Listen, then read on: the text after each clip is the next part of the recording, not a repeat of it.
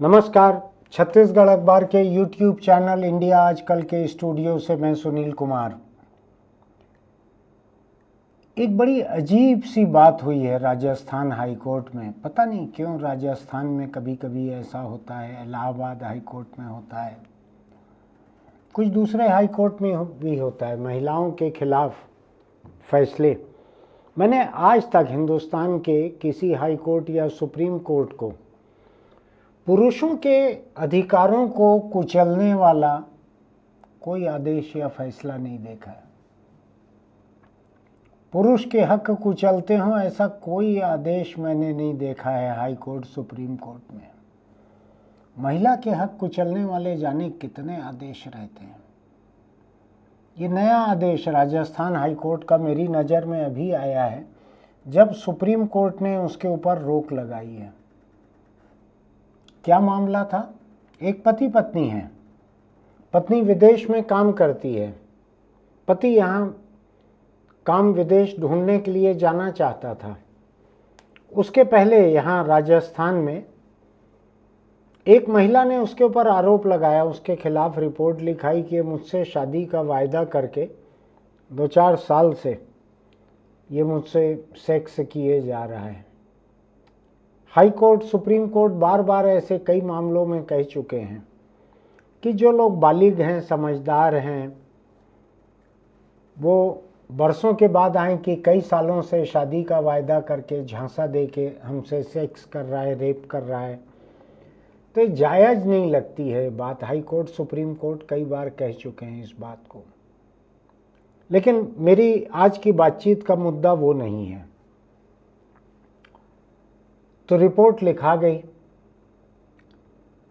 इस आदमी ने, जिसके ऊपर ये रिपोर्ट थी, उसने एंटीसिपेटरी बेल भी ले ली, अग्रिम जमानत, कि कोई गिरफ्तारी की नौबत आए, पुलिस तय करे कि गिरफ्तार करना है तो ये जमानत रहेगी पास में, उसमें छूट जाएगा।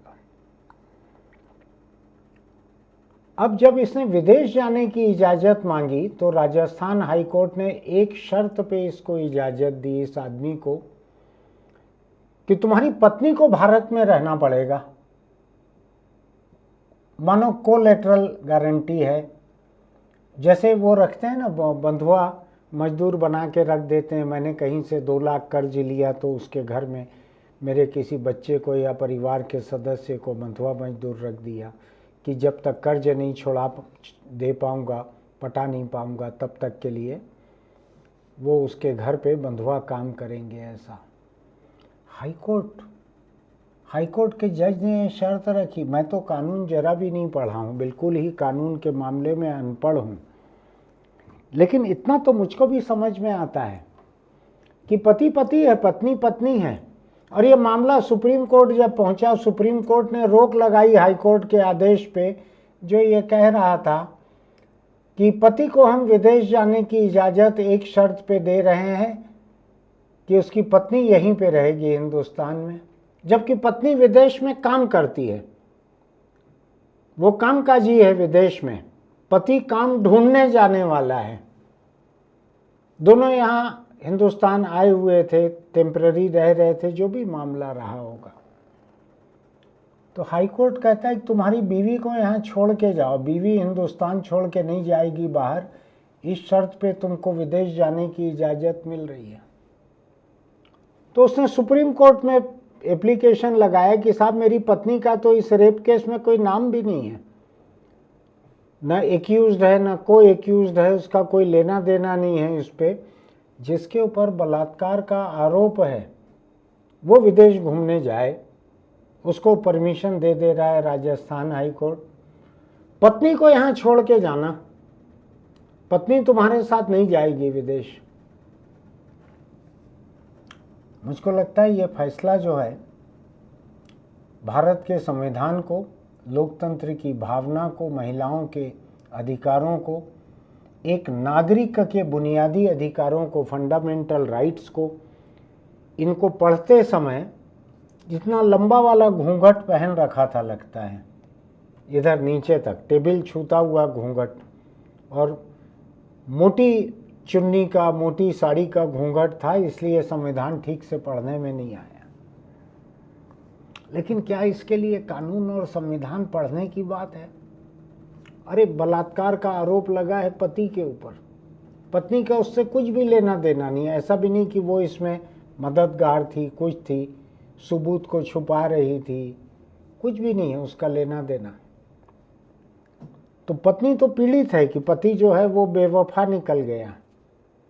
अब आप उस बेवफा पति को, तो अगर बेवफा है तो आरोप जो लगा है उसको तो विदेश जाने की इजाज़त दे रहे हो, काम काज ढूंढेगा, और जो विदेश में काम कर रही है पत्नी उसको कह रहे हो कि यहाँ छोड़ के जाओ। आपको याद नहीं आ रहा थोड़ा थोड़ा सा कुछ? वो महाभारत एक कहानी है, कोई इतिहास नहीं है, वो कहानी है। महाभारत में कुछ आपको ध्यान है क्या? कोई चचेरे भाई लोग बैठ के जुआ खेलते हैं, कुछ करते हैं, ध्यान है आपको?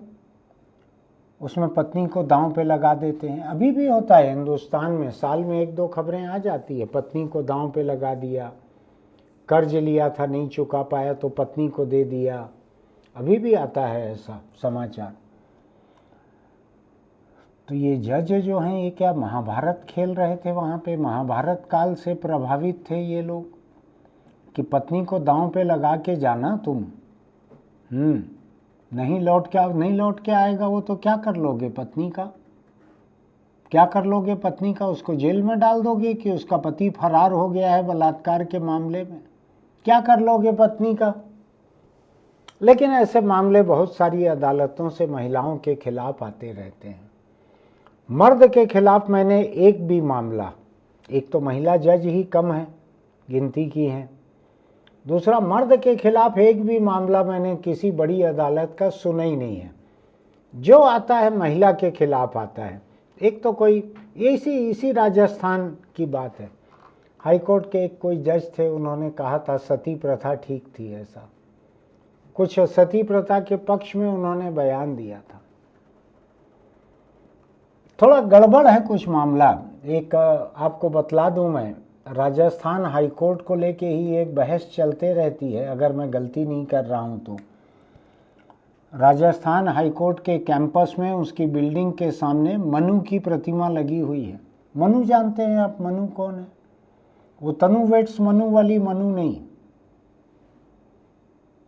तनु वेट्स मनु में मनु शायद आदमी का नाम था, वो वाला मनु नहीं, ये मनु स्मृति वाला, मनु स्मृति वाला मनु, जिसका लिखा हुआ है शायद, अगर मुझको ठीक याद है, याददाश्त थोड़ी भी ठीक है, तो जो कहता है कि लड़की जो है उसको पहले अपने पिता के मातहत रहना चाहिए, पिता के नियंत्रण में रहना चाहिए, उसके बाद शादी हो जाए तो पति के नियंत्रण में रहना चाहिए, और पति न रह जाए तो पुत्रों के नियंत्रण में रहना चाहिए। पिता, पति, पुत्र, इनमें से किसी न किसी के स्थायी निरंतर नियंत्रण में रहना चाहिए, ऐसा मनुस्मृति में कहीं लिखा है शायद, ऐसा मुझको किताबों में पढ़ने मिला है। किताबें फर्जी हों तो नहीं मालूम। उसी की प्रतिमा लगी है राजस्थान हाई कोर्ट के बाहर, जहाँ पर यह आंदोलन भी चला था कि इस प्रतिमा को हटाया जाए यहाँ से। ये तो भारत के संविधान के ठीक खिलाफ लिखा हुआ है मनु की मनुस्मृति में। मनुस्मृति जितना कुछ सिखाती है भारत के संविधान के ठीक खिलाफ सिखाती है। उसकी प्रतिमा लगा रखी है राजस्थान हाई कोर्ट ने, वहीं से आया है फैसला। सुप्रीम कोर्ट के 2 जजों ने इसको रोका है फैसले को। सुप्रीम कोर्ट के जिन जजों ने रोका है वो भी मैं बतला देता हूँ। वो ऐसा नहीं कि कोई वो दूसरे वाले थे। जस्टिस संजय कुमार और जस्टिस सतीश चंद्र शर्मा की बेंच ने राजस्थान हाई कोर्ट के इस मामले को रोका है। जिसके ऊपर बलात्कार की तोहमत है उसको जमानत भी मिल गई, उसको विदेश जाने की भी छूट मिल गई। उसकी घरवाली जो है उसको कहा जा रहा है कि इसको छोड़ के जाना है यहाँ पे, तो जमानत मिलेगी, तो विदेश जाने की इजाज़त मिलेगी। ये कौन सा इंसाफ है जज साहब? हालांकि अभी कई हाई कोर्ट के गलत आदेश, फैसले, टिप्पणी उसको सुप्रीम कोर्ट नहीं भी रोक रहा है, उसकी अपनी मजबूरियां रही होगी। लेकिन क्या 21वीं सदी में 2025 में कोई हाई कोर्ट ये कह सकता है कि ठीक है, तुम्हारे ऊपर बलात्कार की तोहमत है, कोई बात नहीं, तुमको जमानत, खुले घूमो, जब सुनवाई होगी आ जाना, और तुमको विदेश जाना है चले जाओ, पत्नी को छोड़ के जाना है यहाँ पे, वो पत्नी सुनवाई में मौजूद नहीं, उससे पूछा नहीं गया कि तुम उसके एवज में गिरवी रहने के लिए तैयार हो कि नहीं। साहूकार के यहाँ जैसे गहने, बर्तन, साइकिल, थाली, इसको गिरवी रखा जाता है, ऐसा गिरवी रख के चले जाओ अपनी पत्नी को, वो बाहर नहीं जाएगी। कौन होता है हाई कोर्ट? बहुत ठीक किया सुप्रीम कोर्ट ने, खारिज कर दिया हाई कोर्ट के इस आदेश को। मुझको एक दूसरी चीज़ लगती है, बतलाता हूँ आपको। राजस्थान हाई कोर्ट के जिस जज ने या जिन जजों ने ये आदेश दिया होगा, ये महिला विरोधी आदेश, ये जेंडर इनसेंसिटिव हैं, इनकी संवेदनशीलता नहीं है महिला हक के बारे में। वहाँ एक रोक लगनी चाहिए कि इन जजों के सामने या इस जज के सामने महिला अधिकार को लेकर अगर कोई मामला है तो नहीं भेजा जाना चाहिए। तुम टैक्स निपटा लो, म्युनिसिपल निपटा लो, ज़मीन का अवैध कब्जा निपटा लो, जहाँ औरत के हक की बात है थोड़ा तुम पीछे रहो, मत देखो ये मामले, तुम्हारे समझ से परे के हैं। 21वीं सदी का 25वां साल चल रहा है, चौथाई हिस्सा निकल जाएगा 21वीं सदी का अभी अगले 3 महीने में, 4 महीने में। और अभी आप एक औरत को जो विदेश में कामकाज है जिसके पास, उसको आप यहाँ बंधक बना के रख रहे हो। उसके बलात्कार के आरोप से घिरे हुए पति को विदेश जाने देने के लिए वो महिला यहाँ पे बंधक रहेगी। किस तरह की समझ है ये कानून की? थोड़ा सोचिएगा। मैं तो इसलिए इन सब बातों को करता हूँ, मेरा किसी हाई कोर्ट जज से कोई झगड़ा नहीं हुआ है, किसी की गाड़ी ने मुझको टक्कर नहीं मारी है, लेकिन हाई कोर्ट से संविधान की व्याख्या शुरू हो जाती है। कॉन्स्टिट्यूशनल कोर्ट्स कहलाते हैं ये हाई कोर्ट और सुप्रीम कोर्ट। इसलिए मैं इनसे जब कोई बड़ी चूक होती है, बेइंसाफ़ी होती है, तो आपके सामने रखता हूँ, डंके की चोट पर बोलता हूँ। जो मुझको लगता है कि इन्होंने ये बेइंसाफ़ी की है तो मैं कहता हूँ आपके सामने, ये बहुत ही बेइंसाफ़ी का ये आदेश था, ये फैसला था कि पत्नी यहीं रहेगी, ये विदेश नहीं जाएगी। तुम होते कौन हो जज साहब तय करने वाले कि पति पत्नी में से किसके ऊपर तोहमत लगी है और किसको तुम कोलेटरल गिरवी रखोगे? वो क्या कोई ज़मीन है, मकान है जिसको कोलेटरल गिरवी रख के जाएगा वो आदमी? उस आदमी ने के नाम पे ज़मीन रहती तो आप रखवा लेते कि इस ज़मीन के कागज़ जमा करके जाओ और एक एफिडेविट दे के जाओ कि ज़मीन नहीं बेचोगे। करते जो करना है उस आदमी का करते, बालिग आदमी है, कोई बाल विवाह थोड़ी हुआ है। उसकी पत्नी के खिलाफ ऐसा नाजायज फैसला। अच्छा किया सुप्रीम कोर्ट ने रेप के आरोपी की पत्नी को भारत में ही रहने की शर्त जो लगाई थी हाई कोर्ट ने, उसको खारिज कर दिया, जाने की इजाज़त दे दी। अच्छा किया। ऐसे जजों को भी, हाई कोर्ट के ऐसे जजों को भी महिलाओं से जुड़े मामले नहीं भेजना चाहिए। सुप्रीम कोर्ट को ये व्यवस्था करनी चाहिए। मेरा यह भी मानना है कि इस तरह के फैसले जो जज देते हैं, इनको किसी महिला अधिकार संगठन के साथ कुछ दिन बिठाना भी चाहिए। इनकी अलग से क्लास ली जानी चाहिए महिला अधिकारों को लेकर। उसमें बुराई कुछ नहीं है। मैंने बड़े बड़े वकीलों को, बड़े बड़े डॉक्टरों को भी कोई रिफ्रेशर कोर्स करते देखा है। मुझको भी थोड़ा बहुत वक्त तो अखबार नवीसी में हो गया है, 2 साल में 50 साल पूरे हो जाएंगे।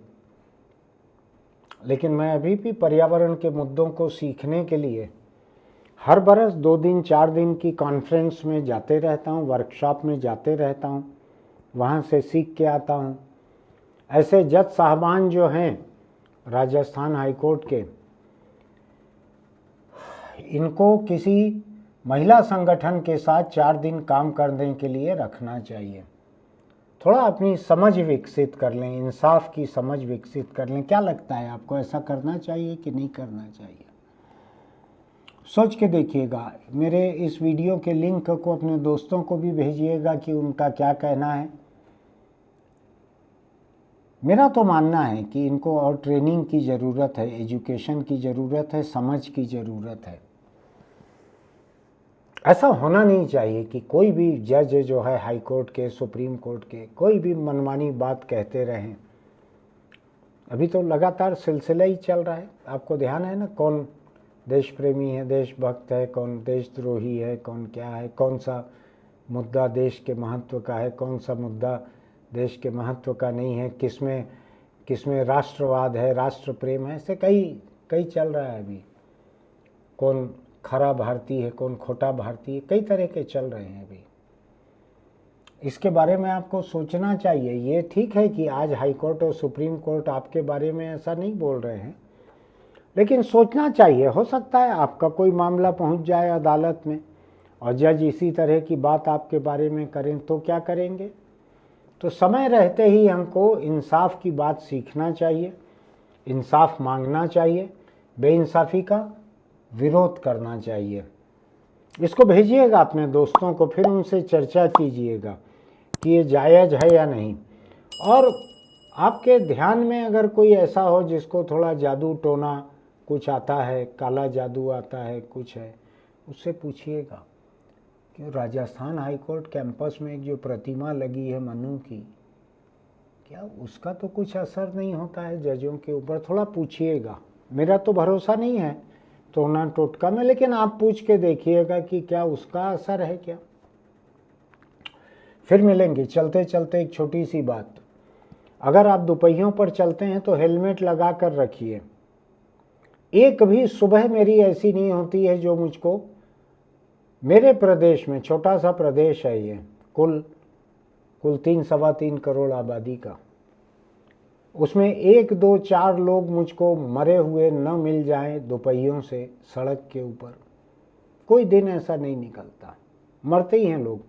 कुछ लोग उस दिन जख्मी आते हैं खबरों में, 2 दिन बाद मरते होंगे। अगर आप दोपहिए पर चलते हैं, चलाएं या पीछे बैठें, तो हेलमेट लगा कर रखिए। बहुत महंगा नहीं आता है। पुलिस एक चालान करती है ना, जितना बिना हेलमेट लगाए का, उतने में ISI मार्का का हेलमेट आ जाता है। तो पुलिस के चालान की परवाह मत कीजिए, अपने सिर की परवाह कीजिए। अपने सिर के खोपड़ी के भीतर जो दिमाग है उसकी परवाह कीजिए, अपने परिवार की परवाह कीजिए। पूरी जिंदगी आगे है आपके पास में। हो सकता है कि कोई आपको अंतरिक्ष जाने के लिए छांट ले और आज बिना हेलमेट के आप चल बसें तो आपकी उस दिन बारी ना आ पाए। तो हेलमेट लगाकर चलिए। दोपहिए पर अगर चलते हैं तो उसी से आपकी ज़िंदगी बचेगी किसी हादसे की हालत में। फिर मिलेंगे।